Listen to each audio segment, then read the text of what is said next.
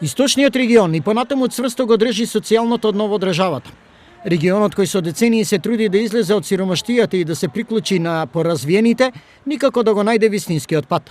Последните податоци на Државниот завод за статистика уште еднаш ја заверија лошата позиција која веројатно уште долго ќе остане во негова собственост. Првото и основно мерило за развиеноста се парите, односно висината на просечната плата. По овој критериум, нашиот регион е најдолу зашто просекот се само 118.633 денари. За разлика од него, просекот во југоисточниот регион е 19.291 денар, во Вардарскиот 19.870, во Полошкиот 22.623 и Скопскиот со 28.125 денари нето просечна плата.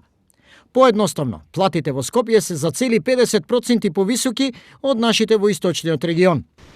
Сепак, услов за висината на платите секаде е бруто производот, односно произведеното во индустријата и останатите гранки.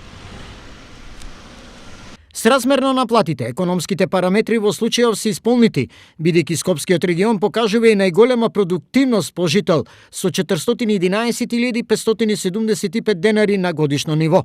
Следат југоисточниот со 341.870, Вардарскиот со 302.286 и така натаму. Источниот во овие бројки се покажува со 266.047 денари. Во оваа анализа на Државниот завод, Источниот регион стои многу подобро во делот на невработеноста.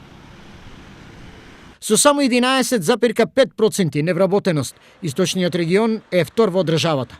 Помала невработеност има само југоисточниот регион со 10,9%. Во дечкиот по плати и бруто производ, Скопскиот има 19,3% невработеност и по тој основ е прв во државата. Ова потврдува дека процентуално од Штип па до Пехчево работат многу повеќе луѓе отколку во Скопје, но нивниот ефект е за цели 50% помало отколку во Скопје. Секако, главна причина за ова е индустриската структура кај нас, кој што се базира на текстилот, а таму пари има едва и заплати.